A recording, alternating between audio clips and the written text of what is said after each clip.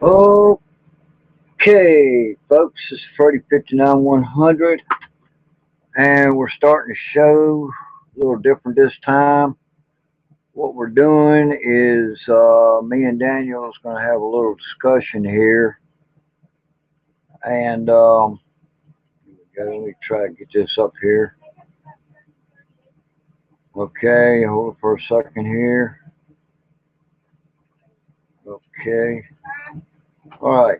Now, if y'all have any questions for me, go to my Facebook and message me or send a comment to me. About the only way that I can. That's about the only way I can really see what y'all are me because we're gonna. Daniel wants to try something. Like we're gonna try one versus the other. You know, kind of a game that we play every once in a while. You know, and the questions are basically about Bigfoot that we could possibly vice versa. You know, and everything. So now I'm trying to do this the best way I know how, and I'm not that good at it. But I'm gonna have to see what I can do here now. You know. All right. All right. Let me get back on here. Now, I don't know how this is gonna work because I'm not that good at this. I mean, I'm good at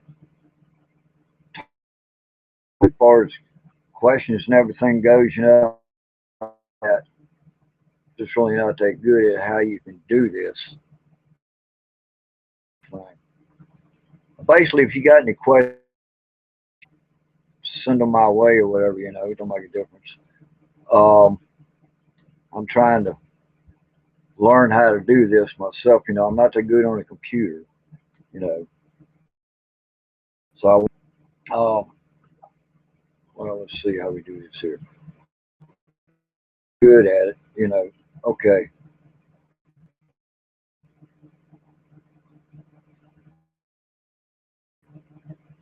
Okay. Now my brother is messing with me right now. If you got a question, message me and I'll answer for you. And my little brother says, "Why are you so full of shit?" Well, that's my little brother for you. He's but he's a diehard skeptic. He's like my daddy. Daddy was the type of guy who wouldn't believe anything until he saw it. That's basically the way it goes nowadays. You know. So if y'all got any questions for me, you know, uh, don't hesitate. Just go ahead and uh, message me or comment. I'm trying to get this thing straight. I'm not that good at finding everything. Just leave me a comment or whatever. I'd really appreciate it. I mean, if I knew more about,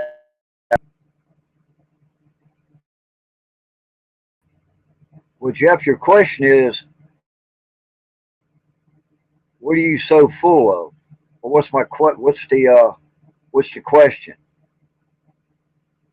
Are you going to answer my question online? Your question was, why are you so full of shit? Well, because I'm Big Brother and I'm not full of shit. Okay, it's as simple as that. Whether people like it or not, that's just the way the answer is. You know, I've been researching my area since 1981, 86, basically, might as well say. Where I had squatches, where we had a female squatch come out in front of us and everything. Um, she was tall.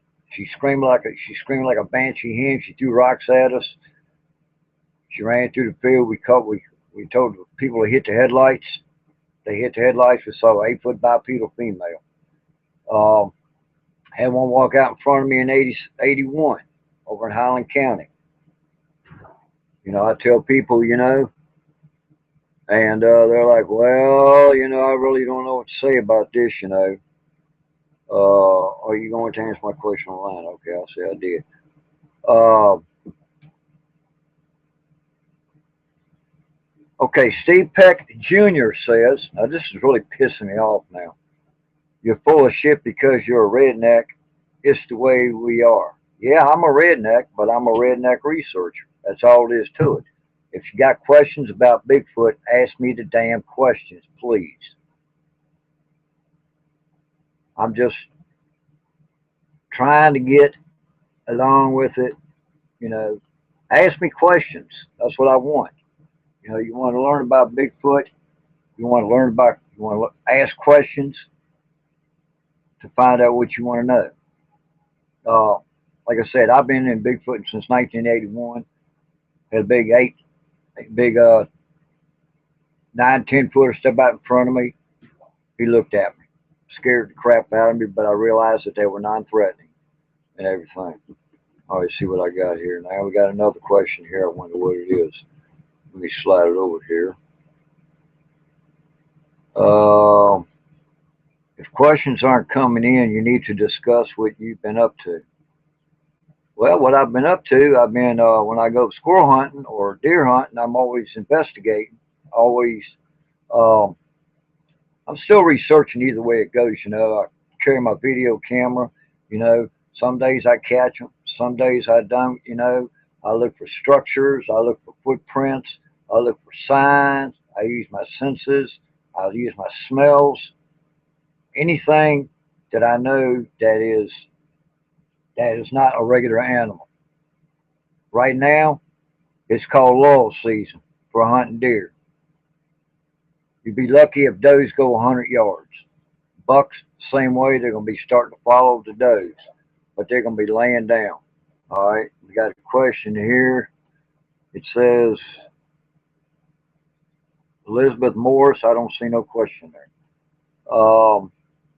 Another question. I'm trying to help you fill your time when you are no questions. Okay, it's cool. Keep firing away. You know, I'm just sitting here trying to answer questions. You know, what I've learned about Bigfoot, you know, they travel up and down the East Coast in my neck of the woods, Ralph Lewis Parkway. Um, I have a birth in there, and I've been found three or so. I found afterbirth. I've been chased out of that area. I've been growled at. In this area, I have of George Washington National Forest. I have one big massive male. Now, I call him Henry. He's about 11 foot tall. He's about between 9 to 1,200 pounds, and he's blackish gray. And he's the big boy of we got to 5 females in one area as juveniles. They have youngins. Now the young ones, smallest ones are about 4 foot that I've seen, and the biggest foot right now. I've got cinnamon. I got boys, uh, black face with no hair. Uh, Saturday night when Daniel and his daughter was up in my room. I left early because I was thinking it was going to rain, but his daughter seen eye shines. They actually seen him.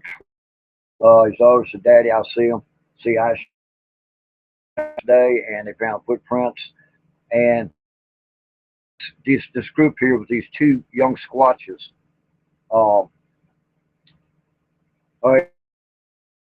only with a pack of coyotes or the coyotes or having with them because every time those juvies come around me, I hear a pack of coyotes. I hear the pack. I hear one low coyote. He goes bark, bark, bark, bark. You know, he goes, does the bark, bark, and then the constant yell, oh, shit like that. Then the rest of the pack joins in, and this will happen as long as the squatches are around me. But when they leave, it just goes dead as a doornail. I don't know. I guess squatches are like, people, they go into, like you go into a good movie, and they see a good movie. They'll say, oh, this can be a good movie. And about halfway through it, they're like, I'm bored. This movie is boring. I'm leaving the area. I'm leaving the theater. That's what basic way I think squatches are right here, because every time juveniles come around me, they'll follow me for 1, maybe 2, maybe 3 hours. They get bored and they disappear. Uh, I've smelled vanilla, which is the main smell. I've smelled maple. I've smelled molasses. Uh, I smell sassafras. You know, it's just different smells. But the main smell that I smell, when I get to my research area at the apple orchard, I know they're there because they'll let out a whoop, and I'll hear them, or they'll do an owl sound, or something like that. And that really, yeah, it kind of freaks me out here. Okay, so basically, they're in my area, and stuff like that. And they'll let out owls. I've heard them make owls. I've heard them make dove sounds. I've heard them make blue jays, uh, robins. Just different sounds like that. And I got a question. Okay, yeah, Jeff, I'm going to have on the 8th of November, I am having Tim Fasano from Florida on his researching and everything. And Tim might be a little hot headed here, and a little hot headed there, but in all reality, he is a good researcher because he goes in and he stays for a while, and he does his research. And what he's researching is the Florida skunk ape, you know. Now, people ask me, what's the difference between a Florida skunk ape and a regular squatch? Uh, I've never seen a Florida skunk ape. I do know they stink. I've heard people say that they smell like skunk. I've heard them say they smell like methane because it's in the swamp. Tim says they're in the swamp area, so the swamp you get the smell of methane gas. So that's another smell. Okay, another question is Elizabeth wants to know if you think they can see at night and why. Well, I got 3 messages from Maryland Bigfoot Research Organization College on the Genome Project and everything, and they sent me a paper with it that's it showed the DNA sample. It showed the DNA sample on the DNA, and as far as the eyes go, the corneas are different from us. They're able to reflect light at nighttime, and that enables them to see like a coyote. They can see at night, uh, like a snake. A snake uses its tongue as a sensor. To only thing a snake can see is uh, like looking through a thermal camera. All they can see is heat. And the way the squatches are, their eyes are kind of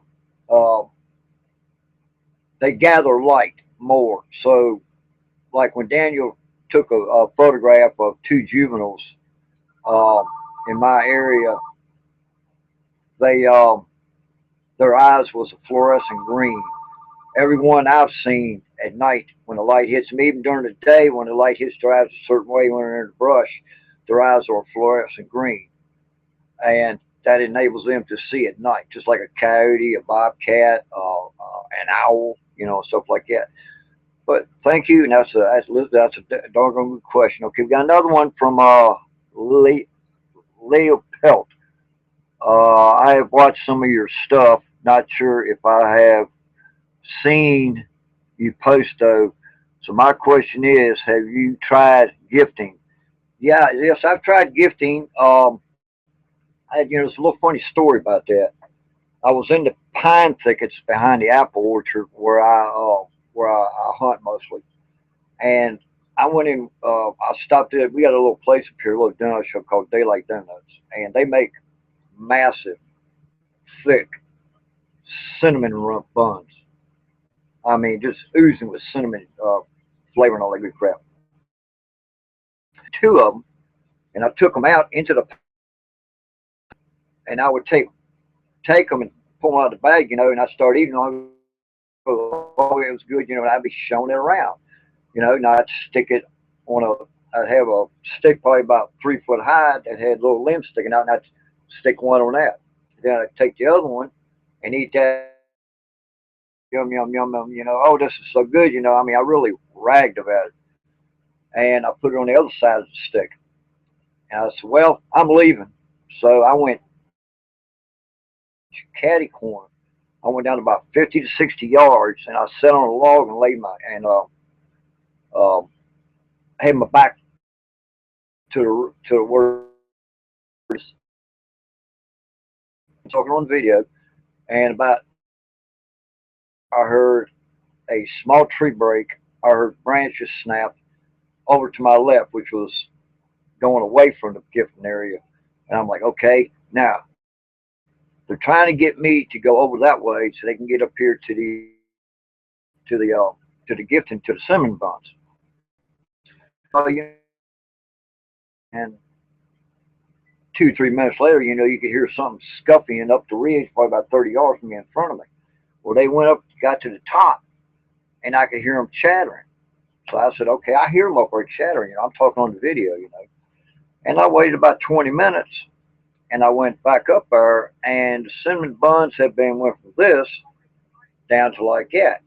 But on the ground, they left me two things. They took sticks and made a square about 12 inches by 12 inches, and they laid two sticks to make an X. And below that, they took one stick and snapped it and made like a little cup, and they put laid a pine cone in it, or on it, if you want to call it that. And I'm assuming that that was a gift for me because I left him something sweet. Now, while I was sitting there, after I seen that, I started videoing around. I got one dead in front of me that I didn't notice at first, but he was about 30 feet away, and I could see I could see from his neck to the end of his shoulder and down. All right.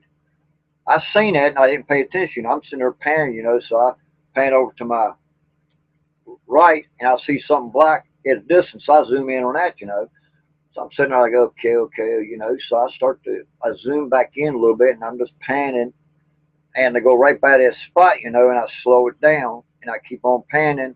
And when I stopped, a juvenile, I was over zoomed at this spot, but a juvenile had popped out around a tree and looked at me and popped back. So I got him, but he's over zoomed. So I sent one section of the video to Sharon Day, and she said, it's something there, I can tell. So I went back in the video, and I went to that one spot, and I went I went after and back. So what you do is you slowed it down to like 0.25, and when I'm panning from my right to my left, you can see the squatch slowly going behind the tree. And with the juvenile, if you just keep the video on 0.25, and when I get there to juvenile, you can see him step out and step back real quick. That's pretty cool. But each time I go in there, they're getting closer and closer and closer and closer. And everything. Let's see. All right, here's another question from Steve Peck. Do you think the adult males are territorial, and are there more than one adult males in the group? Well, there's a couple of males, but you got one dominant male, and he's the big boy. Now, I've taken Daniel in my area, and he's seen the X's. He's seen a lot of big structures. I got trees. They got trees laid up in trees like this.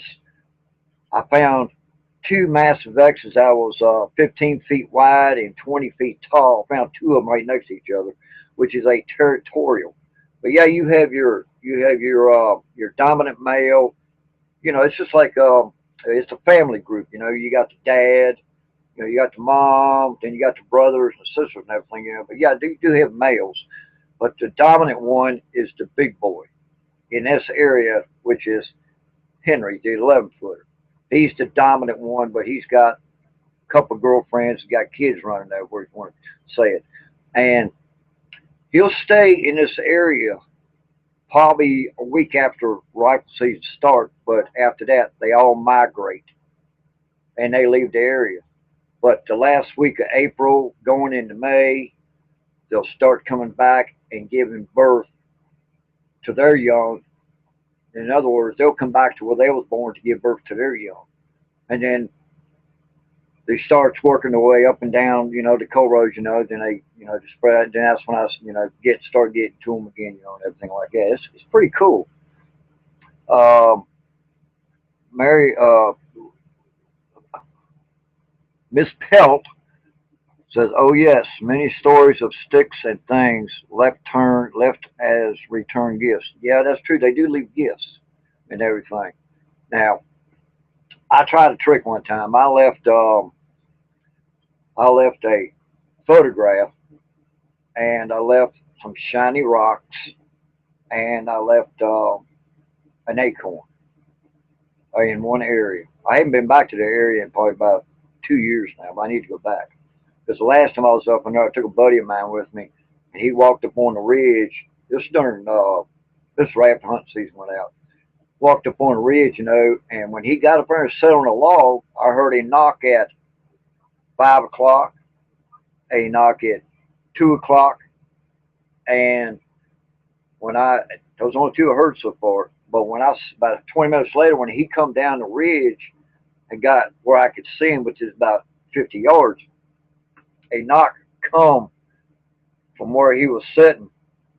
So we went back up there, and where he was sitting, there was a stick about just big around, about 4 foot long, laying up against the log, and you can see the indentions of where that one was knocking at. And what they're doing is they're communicating with each other, like saying, "Hey, he's over here. He's coming up." So, okay, he left. That's what they do. You know, it's all communication. You know, it's pretty wild how they do it. You know, I mean, but these squatches, um, I can't tell you where they go when they leave. When they leave up on the park, but I do know they migrate. And not every year I'll have the same group. There'll be a year now. When I went into the birthing area, I got run out of there. What I mean by run, I mean it wasn't like they come down in front of me, rah, you know, it's not like that. It's just for about 6 months, I would go up in this one area, and I would hear a tap tap on my left and a tap tap on my right. The more I kept walking, you could hear them on both sides trying to tippy toe, but you could hear them, and they get up to another spot. When I get up there, they would tap on trees to each other like he's here now. Well, in the springtime, when I go in there, when they're giving birth, I hear a growl to my left, I hear a growl to my right, and I hear one in front of me. And it's not like a bear growl, it's not like a mountain lion growl, it's not like a timber wolf growl. When they growl, the vibe, the intensity is so low that it just vibrates through your body, you know, and that sends one massive shiver up and down your spine. Now, anybody says that, oh, I'm not, me personally, I'm not scared of a squatch, except when I'm in the woods at nighttime by myself with no flashlight, no nothing. That gives them a chance to really play games. Now, when Daniel and his daughter was up there, they, they was messing with them. but his daughter has got good.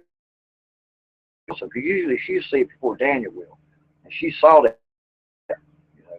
But they saw some red eyes too, and uh, usually when you see red eyes on a bear, if like right now we got a 300 to 400 plus pound black bear. The width of its foot is 6 1/4. The length is 6.5 inches long, and it's a big sow. We got a big boy in her too, but this is a big sow, and she's over 300 to 400 pounds. And when she walks, she has a tendency to walk with her head level with her backbone, makes it straight. So when you see her eyes are probably about 2.5 to 3 feet off the ground, looking.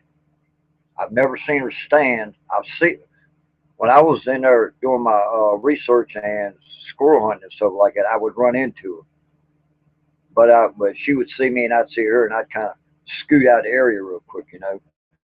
So I didn't really want to really make her mad or anything, you know. So, but you know, these squashes in here, you know, they're very intelligent. Uh, they eat uh, they eat meat. They eat rodents.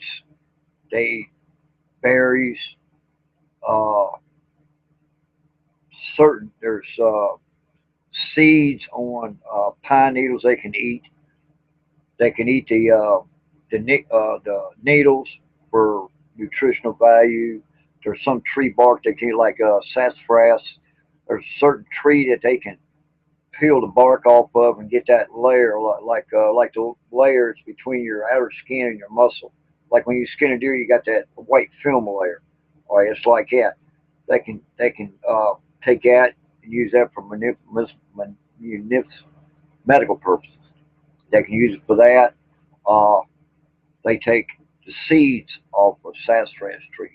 They crush them up and use them for toothache or a bellyache. You know, they take the roots. They can eat the roots. You know, you can make. Actually, when we go out and we cut the roots, that, you know, pull the tree out of the ground, we cut the roots off, we skin them, we boil them, we make sassafras tea. That's what sarsaparilla was back in the 1800s, back in the early days, was sassafras is what they used, you know. But there's a lot of food sources, you know, and everything. But the main food source around here is deer. If it's low on deer, we got turkey. And I found quite a few uh, turkey piles, you know. I found I found one bird one day about a month ago that it was next to a cedar tree. The breast was missing and the legs were missing. And as far as the internals, the liver was missing and the heart was missing. And the rest of it was just chucked. But you seen feathers fly, you know, you have turkey feathers flying everywhere, you know. You know, but they're very intelligent creatures. Uh, Now, has anybody got any more questions? I'll be bouncing back and forth here. You know, I don't know. I'm still trying to listen to questions and everything. I don't know if I'm still on the air. Yeah, I'm still on the air and everything. You know, like I say, I'm not very good at trying to find these spots where the questions are, you know. So that's why I'm telling you, either comment me on my Facebook or message me on my Facebook at just go to Fred Caney, or go to Valley Bigfoot, or better yet, just go to Fred Caney on his Facebook, on my Facebook, and you could message me there, you know, um, any questions, something like that, you know. Okay, now let's see what we got here now. What I'm doing is I'm taking my screen, I'm going back and forth on my Facebook, you know, because I mean, you know, really, I don't know how to get to where I can see questions by everybody, you know. I try different ways and everything, and I'm gonna see. I'm gonna try something else here for a second. I'll stay on the air here, but give me a second here or two. Let's see here. Let me YouTube. I better not do it. I don't want to take a chance of losing it, man. You know, everything. Uh, but when I got uh,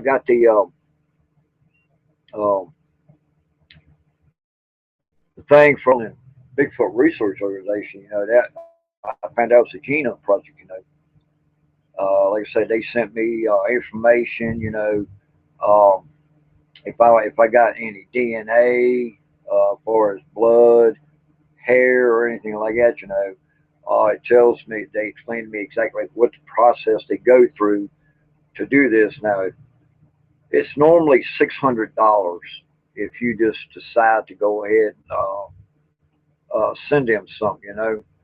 Um, but I'm still trying to figure out how to, well, what to get, because I really haven't seen any evidence, you know, as far as DNA, hair, you know, or anything like that. You know, I've tried, I taken, uh,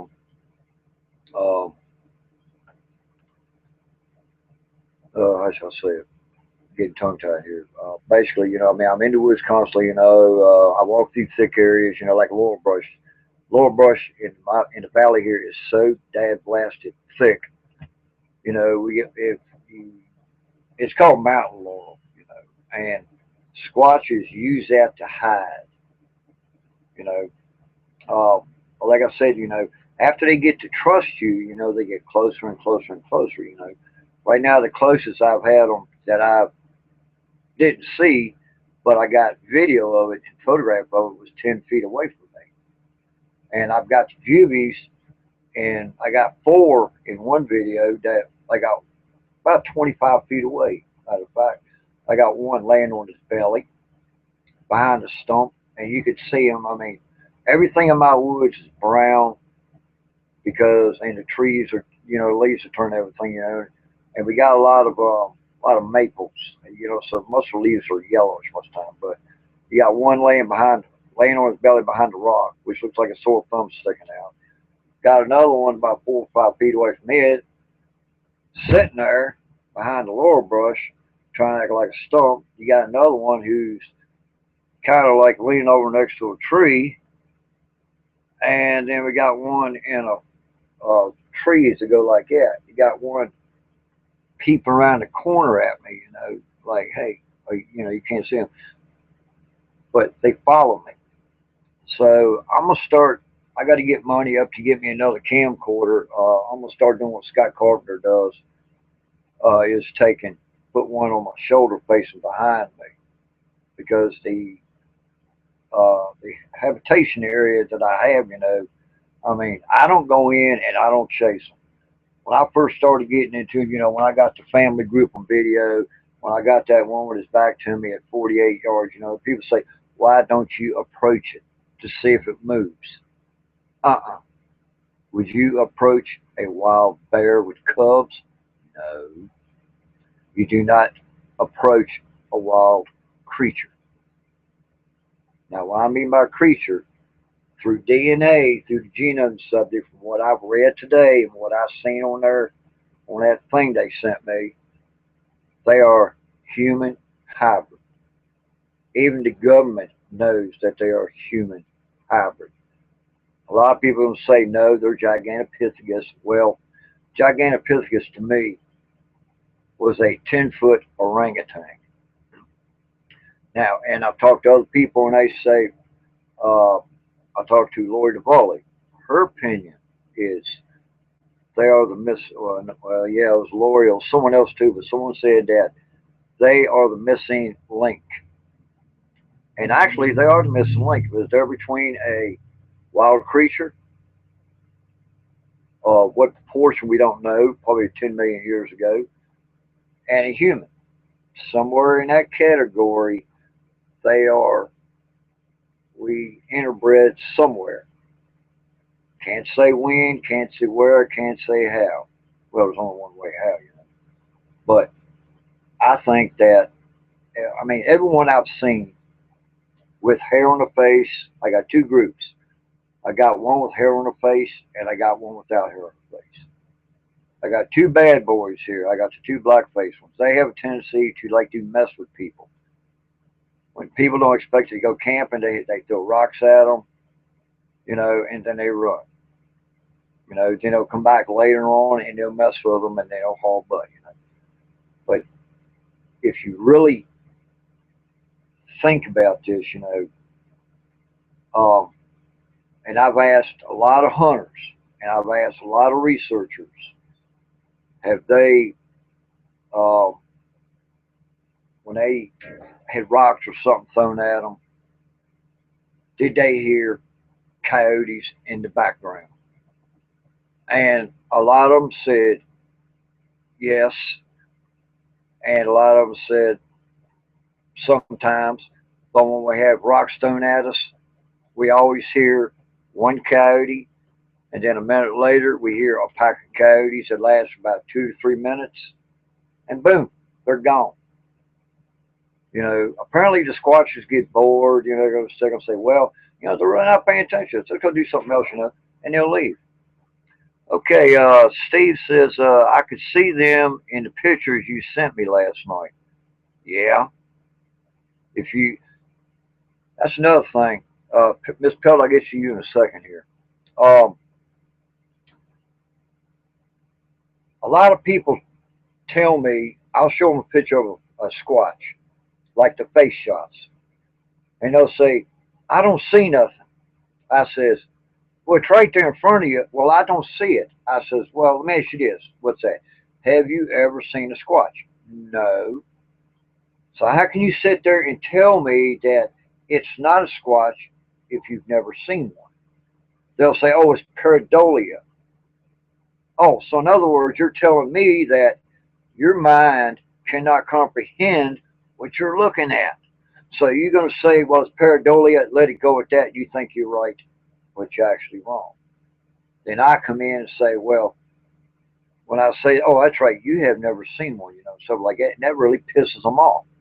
Which if you make someone look bad and you're right and they're wrong, and they get pissed off and get disgusted, that's their problem.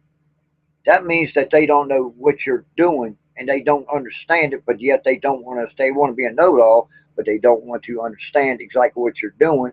Then when you tell them come out with me, they'll say no, they'll kill you, basically.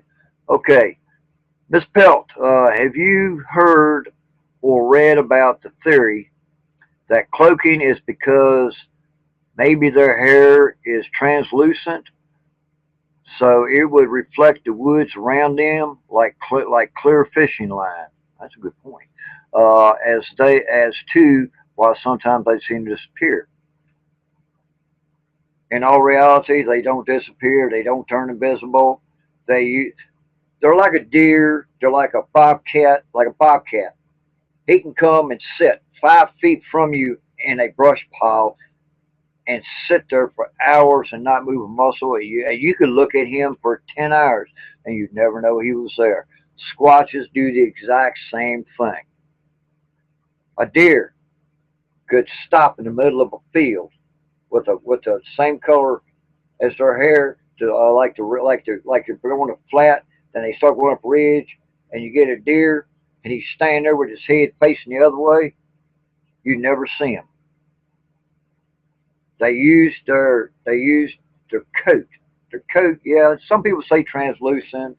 Some people say that they can sense when you're in the woods. Well, that I can believe. They can sense because whenever I get out of my Jeep, they're right there, waiting to follow me. So I can't explain that part. But as far as turning invisible, no. They use nature to camouflage themselves. As plain and simple as that. They have been in the they were born and raised in nature. They were taught and trained by their parents to how to hide in the open. It's simple. I mean, no one's taught me this. This is what I observed. Besides, I asked a lot of questions. I talked to a lot of people. Mainly hunters. They tell me. They'll tell me stories like one guy up on the after mountain said he saw a mountain lion. He turned to see it for a second, turned back, a mountain lion was gone. No, actually, the mountain lion was still there. He just stopped moving. Uh, this report is kind of, I agree. Now, there's different theories for different things. You got people who believe in portals. You got people who believe in wormholes. Wormholes, yes, I believe in. They're in outer space. UFOs, I believe in. Bigfoot's turned invisible? No, I do not think so. Even though Scott Carpenter had something, I can't say what it is, and I'm not going to say because I don't know myself. I mean, yeah, I've heard movement and turned and looked and didn't see a thing, but that doesn't say that they're not there. Because when I start going moving, they start moving too. But I can tell you how if you are being followed. Hold on a second. I can tell you how you can tell if you are being followed, and I can tell you how to make. I can tell you how to make them squatches give their location away. You walk through the woods, and you get the sideball feeling, and you can hear something, but you don't know what. You just got to feel like, I feel like something's watching me. Something's following me. All right, walking there about 5, 10 minutes. Get that feeling. Just keep walking for a little bit, then stop and just look around and just say, "Huh, that's weird. Something's following me, but I don't know what it is." Start walking again. Walk about maybe 2 or 3 minutes. Grab a tree and stop in mid-step. Make sure one foot's off the ground, one foot's on the ground. Stop mid-step. What a squatch will do from a juvenile all the way to a full-blown adult will take, and they've got to take that one last step to get in that position to where they can see you, but you can't see them. And when they do that, you hear that crunch, or you'll hear a twig snap. When you hear that, whichever direction that came from, that's where they're at. Juveniles are infamous for giving themselves away. The last time I tried that trick, I was in the area where I got where I took Daniel in there one time, and I took him in this area that had like maybe uh, 50, 60, 70, 100 breaks. The trees where they snapped and twisted. Directional signs more or less. I was back in there, and I'm walking, and I said, "Damn, something's following me." So I stop and I look around. And I was just kind of singing, because when I go in the woods by myself, I go. I mean, I sing. I do off the wall bull crap. I mean, I'm off the wall when I do stuff, because I don't do the same thing twice. I'll tell you that right now. And I heard something. I looked around, like, okay, fine, so I dee dee dee dee dee. So I went away. I stopped mid step, and I heard that one last crunch. I turned. I immediately turned to my right, and I zoomed in slow. 85 feet away, I got a massive black squatch behind a tree. You could see you could see his whole shoulder, his right shoulder, and his arm, and from where I'm standing. If his hand is flat on the ground, we got about 3.5 feet to 4 feet of nothing but arm. But I couldn't see his face because he had a big tree and two small trees right next to each other, and his face was right there in the small trees, so I couldn't see him. So I zoomed in real slow. I zoomed in, it blurred, so I backed it out, and I zoomed in again. When I zoomed in the last time, I got in close enough to where I could see the hair coming off his arm. Up behind him, I got a picture of a juvenile poking out the right side of the tree. You can see the cone head. You can see the brow line. You can see the cheeks, the nose, the mouth. You can see the whole face. I got one that's black and white, and I got one that's in color. Over to the left to me, right of that squatch, about 20 yards back in the woods, there's a 7-footer standing there. Okay, so I do all the stuff, and I say, well, y'all have a nice day, and I turned and walked away. Now, where they went after that, because they didn't follow me after that, but they stay in this one area, and unless it's raining, it's cold, or it's raining, or it's snowing. They stay in caves. There's a caves up behind there. We got one in Mill Creek, and got one way back up on the mountain behind Candy Field. There's a trail that leads back there, but you got to get up on a logging road and go so far, stuff like that. But they do that, But they're not there every time I go in there. I mean, there are days I go in there, I might not see them, hear them, or smell them for a week at a time. It just depends, on what day. If it's a nice day, I'll say, I told my wife, hey, I'm going squirrel hunting. I'll take my camera, and as soon as I get out of my Jeep and step across the road and go through that gate, I start smelling vanilla, and they start following me. Sometimes they'll throw a rock at me. Sometimes they'll make oddball sounds. They'll take sticks and clack them together, kind of like communicating where they're at and everything, And I try to tell people, come out with me. Let me show you what I'm talking. Let me teach you what was taught to me. And people really can't figure out how I do my research, because I don't do the same thing twice. I do every time I go in the woods, I do something different. Because if you go in the woods and you got your thermo, you got your auto recorder, you got $10,000. Let's say you got $10,000 worth of research equipment. What good is it going to do you? Not a bit of good. You can hang up all the game cameras you want. You're not going to catch anything on them. Simple fact is, they know what a camera is. Even though you go in there and you hide that camera to the best of your ability, they will find that camera because they watch you when you come in. And even if they not there when you come in and hide, you leave your human scent. I don't care, because the paper I got from Maryland says their scent, like the eyesight, not so good. Their smell, exceptional. Their hearing, not so good. So they're all right. So you got their eyes and their ears, like a buffalo. A buffalo can't hardly hear, but their smell sense is on intact, and that's the way a squatch is. You know, they run from what the paper's saying, or from what Maryland's saying. They run 30 to 35 miles an hour, extremely fast.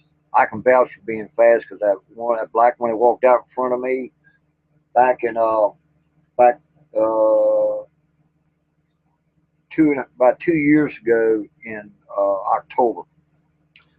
I was coming home from work, coming home from hunting one day, and I was, on my right side of the road. I was coming around the bend, and I seen it looked like the biggest black bear I ever seen. I'm like, wow.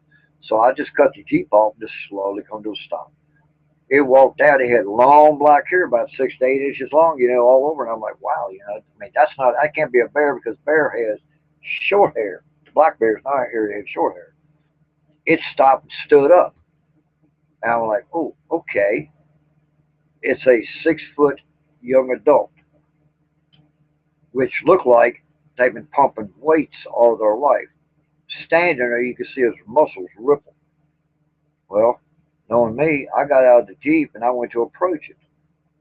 And it ran 250 yards in about 4 seconds. People may think I'm full of shit, but I'm not.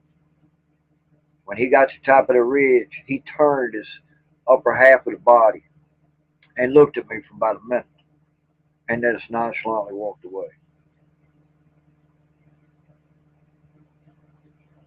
That's why we have a hard time. I walked in the apple orchard, walked in the back pines one day, just take my time, And there was, because usually if there's squatches around, they put it this way, there was no crows in there. It was like dead, not even. And I caught something from the shoulder up about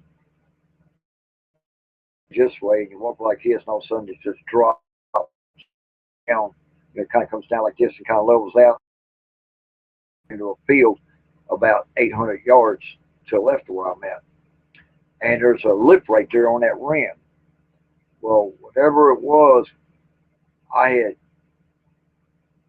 I just put my camera back in my pouch.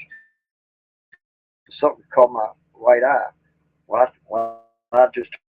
saw something from the black, and I mean cold black, running around that lip. And I said, well, it could have been a crow, but a crow squeals when he runs or he squawks. So, because the crow's got exceptionally good eyesight. They can spot you a mile away. They can catch you about 100, 300 yards. They're good at it. But this, I mean, even the mountain woodpecker, the big one, we got them up here about 12 inches tall or bigger. It's got like a 2.5 foot wingspan. They're red-headed mountain woodpecker. Now, when they fly, they squeal, they squeak and squeal when they fly, especially if there's two of them. But what this was twice as fast. I mean, extremely fast, And it kind of freaked me out, So I walked on down to there, because it's a trail I walk when I go in there. Well, I had to walk down. It was the same trail I was on, but it went down and then went around the lip. I went around that lip and I seen 12-inch tracks that was about that far in the ground, about a half a foot, and it was at a 4.5 to 5 foot stride. And what it did, it was headed around that lip and right straight back toward Mill Creek and everything else. So it's pretty wild, But these squatches here, like I say, they're fast, they're intelligent, their eyesight ain't that good, their hearing ain't that good, but their sense of smell is extraordinary.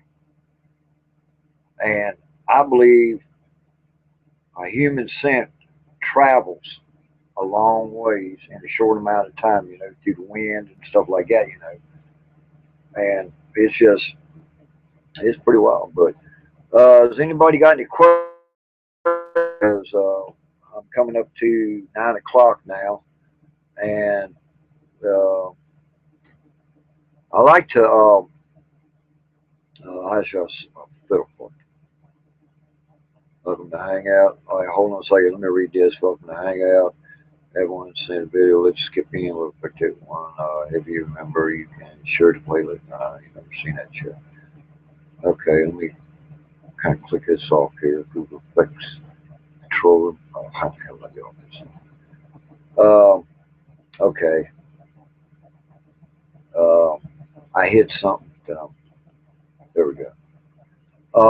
Yeah, like I say, as far as me trying to go to a room or something, I'm not that good at.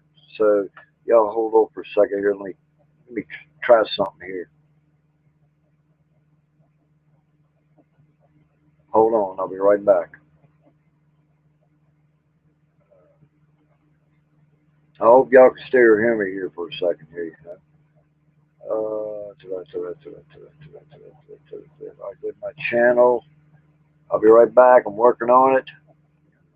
Radio manager. Okay. Live streaming. Okay.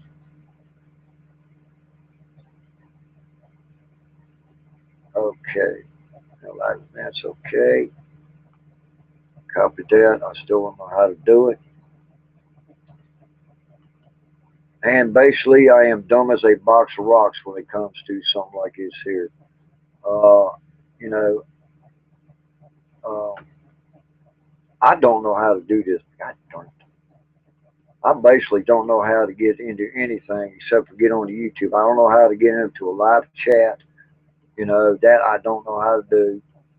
You know, I'm not that intelligent when it comes to something like that, you know. I just gotta, I just gotta just basically, try different things, you know. That's all I can really do, you know. All I can really sit here and do is explain exactly what I'm doing, you know, in my research area.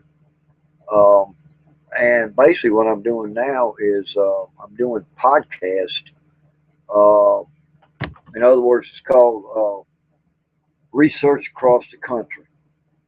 What I'm doing, I'm trying to talk to every researcher from the East Coast to the West Coast to the UK, into Canada, and abroad, and talk to different researchers and find out how they research their area, uh,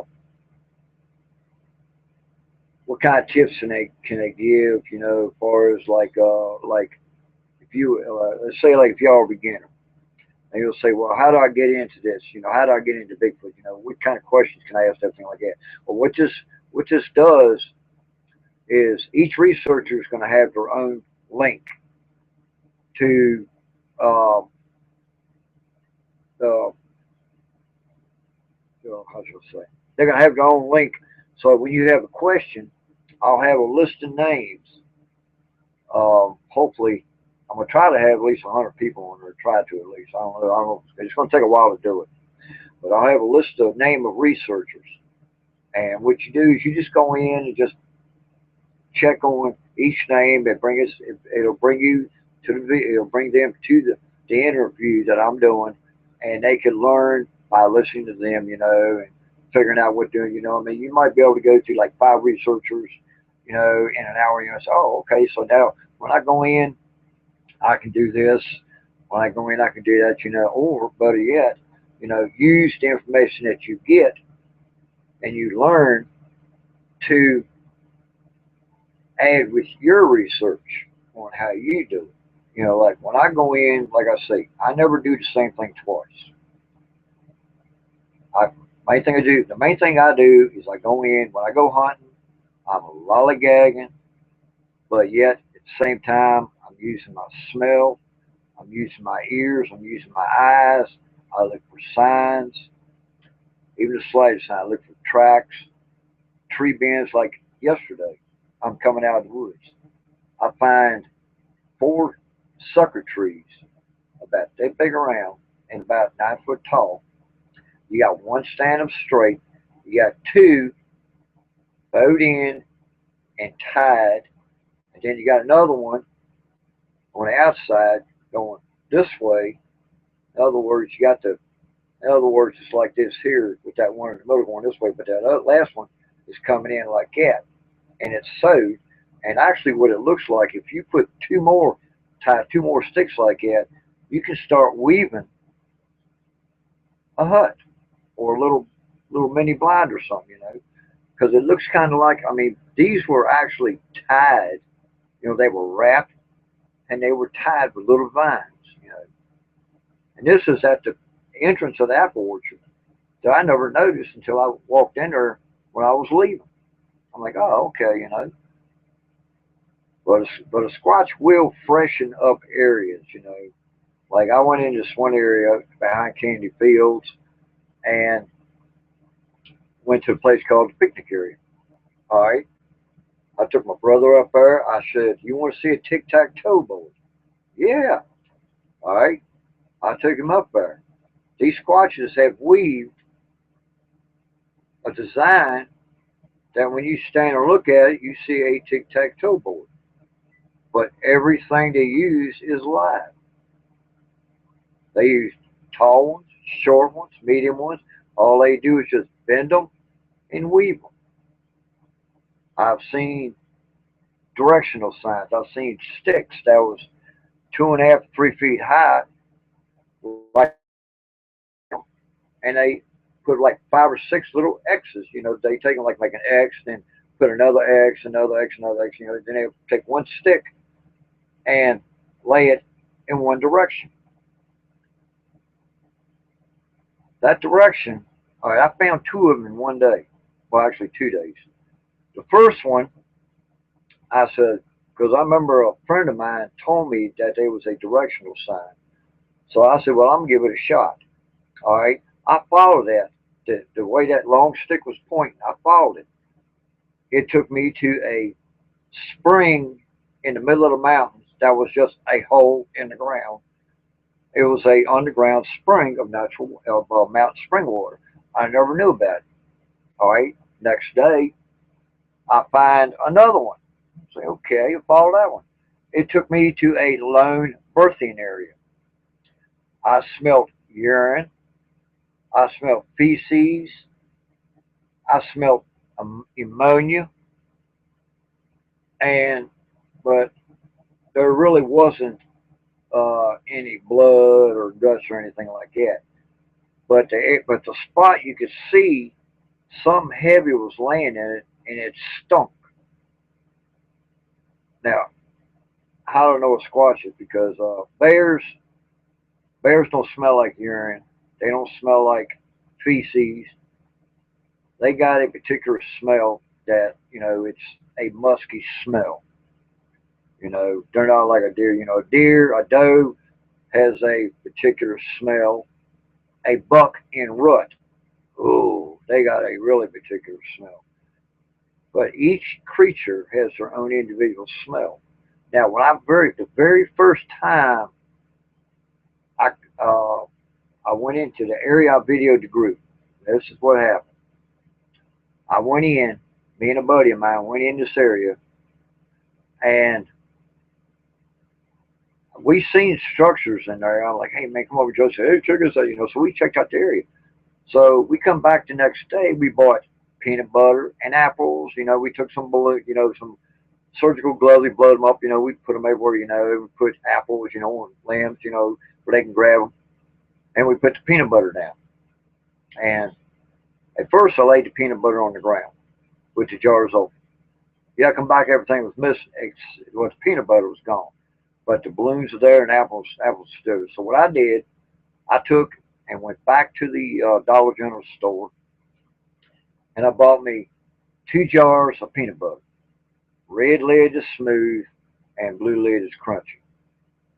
I took 2 sticks, about 2 foot tall, and I made a arrow. I made a point on the end, on both ends actually, and I shoved one end in the ground, and I put them sticks about 14 inches apart. And the peanut butter jars were plastic anyway. So I put the before I put the peanut butter on the sticks, I would take and say, "This is how you open it," and I would take my hand and mimic, and then I'd put it on the lid and mimic, you know, and take the lid off. Then I put the lid back on. So now this is how you put the lid back on. Now I turn my hand the opposite way. I picked the lid up, and screwed it, and let go of the jar and shook the lid. And I said, now it's on there. I did the same thing to the other jar of peanut butter.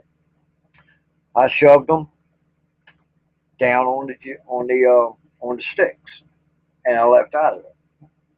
But before I left out of there, I took a stick and I cleaned that whole area. I made it look like a plowed field, you know, just roughing it up. No leaves, nothing around it, and everything. Like, okay, come back the next day. I found tracks from 5 inches to 14 inches. The lids were laying next to each stick. The stick, when they pulled the jars off, they licked the stick, but they didn't take the stick out of the ground. They left the sticks on the ground, but they left the red lid where the red one was, where the peanut smooth was, and they left the blue lid where the crunchy was. And so I was like, okay. So I left my audio recorder there one night, and I got them smacking their lips, kind of. I got one that picked it up. One of them picked it up and got right up to his face and just went, roar. I mean, it it scattered. It was a scattering sound, like over, like over growling. It the microphone couldn't handle it, more or less terms. And when I come back the next day, now there's a tree right there behind it. I laid the audio recorder on the right side of the tree. When I come back next day, it was 2 foot over on the other side, the left hand side of the tree, with a rock sitting on top of it. I'm like, okay. So they got to the point where they were getting used to me coming. I mean, as soon as when I come in there, I would say peanut butter, just off the wall bullshit. Peanut butter, I got peanut butter, and I'd hold jars up like, look what I got, you know. And so one day, I left my video camera there. Now, a lot of people tell me they can't, there's nothing on the video. They didn't see nothing.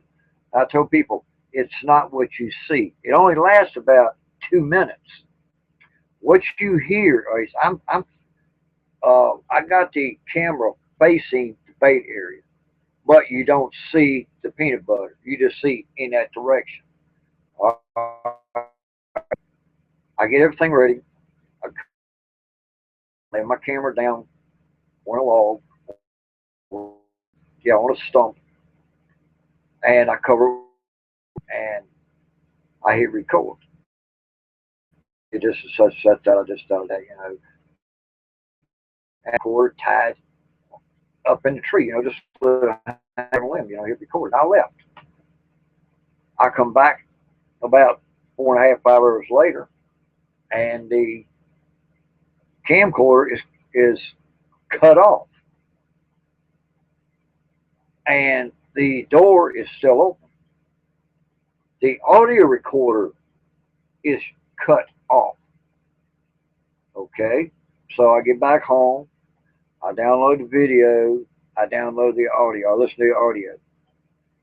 On both of them at the exact same time, you hear something running, and it goes like bump, bump, bump, bump, bump, bump, bump. Then all of a sudden you hear real light crunch. And then you don't hear nothing else. The next thing you hear on my camcorder and on my audio recorder. Now, I can't tell you what happens after that because that is the only sound on it. And if they would have took off, I would have heard them. They would have recorded them taking off. So apparently, they knew how to cut it off, or they just like pushing buttons and cut it off. But the audio recorder was in this little pouch. That was completely cut off too. So something cut it off. I can't tell you what. But these guys are intelligent. But anyway, that day, the last time I went in there and I had peanut butter jars, they were gone. And I was turkey hunting. This was May 10th of 2013. I go in, I go like, oh great, my jars are missing. And I'm recording. I walk across the creek and I walk up to there and I said, okay, where are my jars? And no, who stole my jars and where are you at? As soon as I said, where are you at? This god awful smell hits me. It's like urine. It's like feces. It's like pure ammonia. It burned my nose. It burned my throat. It burned my eyes. I had tears coming out of my eyes. I mean, it was the rankest smell that I've ever smelled. And I've smelled some nasty stuff in my time. I used to work at NIH in Maryland. And in one part of the building, it would be dead AIDS patients. And they didn't stink that bad. But so I walked about 2 or 3 yards and I crossed the creek. And I stopped and I looked to my right and I see something. So I pick up my camera, I take my camera and I zoom in back out, zoom in, back out, zoom out. And when I zoomed in, I'm looking at 3 squatches. There's a black one, a juvenile on the right side of the tree. We're talking about 75 to 80 yards away. Now, I'm not that good at the yards, but if you're just like I'm talking to y'all right now, this is how close I am. The distance, after looking at my videos over the past year, 2 years now, when I first saw them, they was this big. And when I zoomed in, they got bigger. But I got it to the point where I could see a black one on the right side of the tree. And then on the left side of the tree, I had a reddish brown one hugging the tree. And over her right shoulder, there's a cinnamon blonde looking at the juvenile. All right. If y'all want to see the picture, just go to my Valley Bigfoot and you'll see the heading. Copy it, save it, and when you save it, it'll come back up and you could use your mouse to zoom it in. And you will see 3 of them. All right, it's pretty cool. But they followed me. Everywhere I go now, they follow me. And the bird, I took Daniel and this young lady at the time, took him up to a birthing area on Bald Mountain. And I told him, I said, I'm taking you to a birthing area. Okay. I basically said, well, I want to show you something. First, we get in there, and Daniel starts working his way up ridge, and we stop. And I'll say, this far, don't go any further. Because, one thing, you can see structures everywhere, and it was, you had to get on your belly to get up through there. But around the other side of the ridge, I heard 4 individuals chattering. I said, y'all hear that? They listened. I said, yeah, what else? I said, they're talking right on the other side of the ridge from us, talking. They're chattering. They're talking about us. Okay, well, so we stood there about 5 or 6 minutes, listened to them. We kind of went down, kind of went up to the end of the trail, kind of looked up in there. You really didn't see anything because it's so damn thick up in there when the leaves are on. But we went across the creek and went up to another area. And I told Daniel, I said, right up in there over to the left there is where I saw that something gray kind of shoot through, when I tried to get it on the camera. And the girl stood up on the stump, on the log, fallen log area, and was looking. And I said, let out a yell or something. So she did. About 30 yards away from us, if not a juvenile, or trying to imitate a barred owl. If she would do something, it would do something. Then it got to the point it just wouldn't answer anymore, So we knew, and then we could out, And this is what I get. But that's the area that into in the spring. Once you've been growled at by 3 of them, you don't want to do that no more. I don't care how brave you are. I don't care how big a hoobies you got. It's going to scare the living wallop out of you and everything, Squatches teach you. They teach you how to use your eyes, your smells, your hearing, your senses, more or less terms, and they leave the information right there. What you have to do is you got to learn to decipher what they're doing, how they did it, or what they're doing, which kinds of structures, footprints, which way they're going, territorial markers, and I got one question to anybody, ever, any researcher who knows what a squatch looks like and how their tracks are. There's only one creature that I know who backed coyote. I've seen a mini coyote come up within 5 feet of me and backtrack, and you only see just 4 feet coming to you, and that's it. Sasquatch, uh, if he gets too close, or if you get too close, will they backtrack? Think about that. I'm going to take a cigarette. But y'all go ahead and ponder on that. Like I said, if you got any questions, go ahead and message me on my Facebook. You know, let me get it over here on Facebook here real quick. Let's see. Click. Okay, goes off. Okay.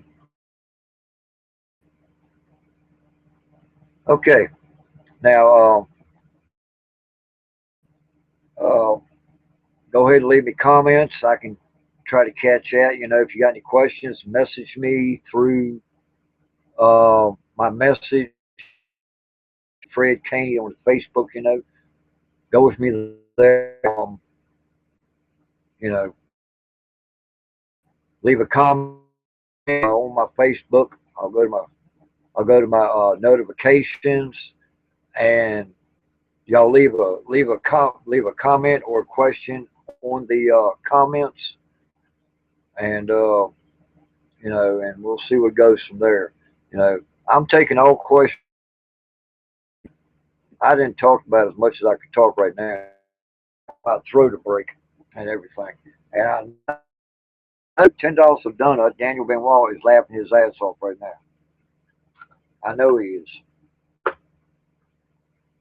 But Daniel, I don't care. All I'm doing is, now you know, okay, you know that I'm not that smart on this, on these asking, on these how to find comments and everything like that. You know I can't do that. You know, all I can tell you is I'm trying.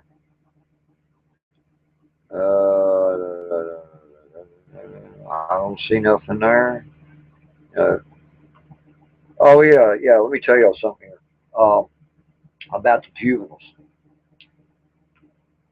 When a juvenile is when they're still little babies, and I've known y'all seen videos of them where one video, the mom leaves the baby in a hole in the trunk of a tree, and she's like over 5 feet away, standing there looking through the fork at the, you know, at whoever it is, you know. But I do know that when the male and the female go out and hunt, they will leave the baby like a doe, like a doe. She will take, and when she gives birth, that baby is automatically knows. Lay there, do not move. You can walk. I've walked through fields groundhog hunting, and I've stepped over top of fawns. Never knew they was there. I've done it with rabbits. I've done it with foxes. I've done it with coyote pups. I've done it with deer. I've done it with bobcats. And you've seen videos, you know, like there's a video of a lady, you know, she's sitting in a turkey blind. She sees two subjects walking up through there, and they look like they're carrying deer, like they're draping a coat over their arm. Well, the mom stops, leans down, and picks something up, and it throws it on her back, and it's a juvenile, and they're going about their way. Um, Franco, I think the Freeman film, where he catches that squatch female coming from right to left. If you notice, it stops, it leans down, and when it comes up, it's picking up something up against her chest, and she walks away.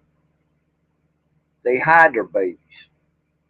They are taught not to move a muscle because of predators.